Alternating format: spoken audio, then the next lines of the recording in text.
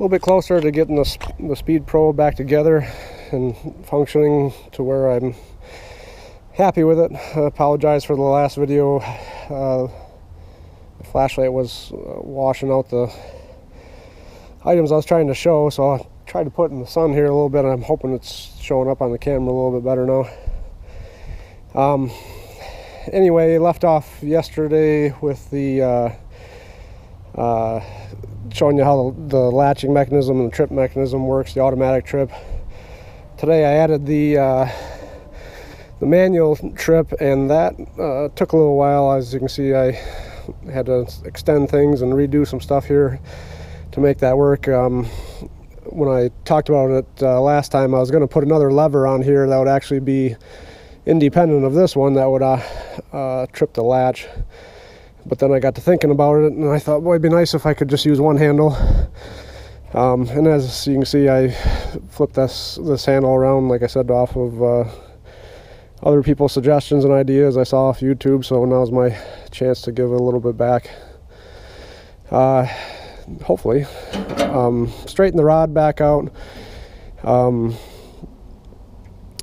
Like I said, just today was mainly putting the trip on, and I got one of the flywheels on. Next step really is just to put the other flywheel on, motor back in, the other cover or whatever, but I'll probably go run it for a little while with just it opened up, and I'll try and get a video of that actually splitting logs. And I don't know if I'm ready for it, but I definitely need to stall it out at some point. So kind of playing whether I want to actually try and get some wood done first, or stall it out and have something shear, and then I'll be done.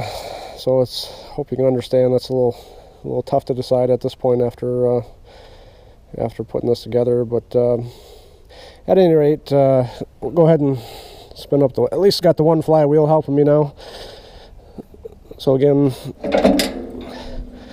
locks in place, and we saw how the automatic trip worked last time, so nothing new there. So pretend that we actually stopped the ram with a log, and now we have to manually release it. And as I said, I ended up extending this with a slot. That way when you pick up, it actually picks up the latch first, and then it'll grab the I'm always searching for that term, the engagement yoke. I like that term, I just can't remember it. So anyway, pop that up, just pops back. So kind of sloppy. It's not, I guess it doesn't really need to be that tight, but it works pretty smoothly, and hopefully when it gets jammed up, I'll still be able to trip that if it's not trying to kick back. I'm thinking it shouldn't be, because the flywheels will be stopped. Hopefully, I know the motor will be putting some energy in it through the clutch, so it'll be trying to put some torque on it. But I'm hoping it's smooth enough where I can pick it up and release it. So let me just go through the whole sequence here one more time. Flywheel up, going through, splitting the log. Comes the trip mechanism, pops back.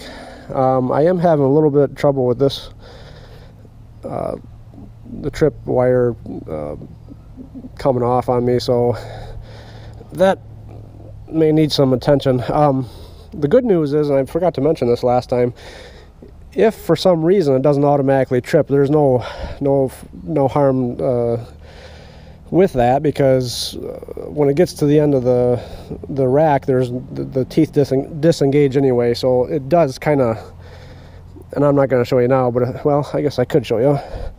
I'll just make it not trip.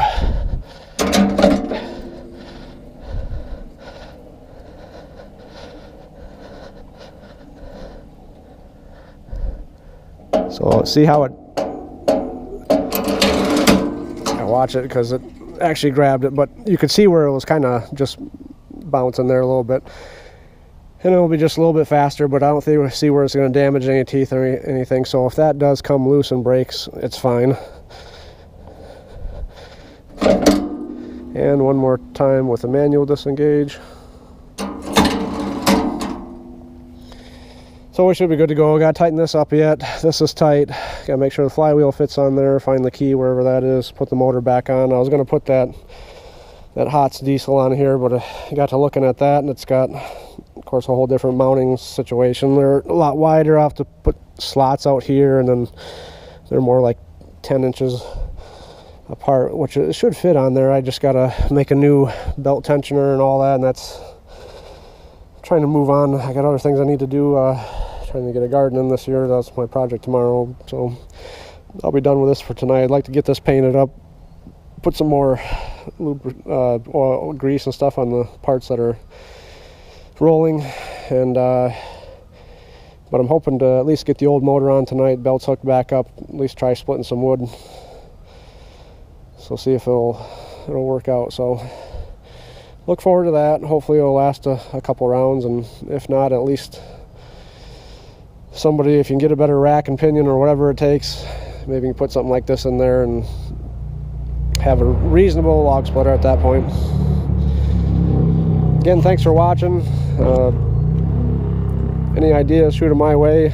Look forward to seeing all the people and their creative ideas and how we can keep this machinery going. Thanks.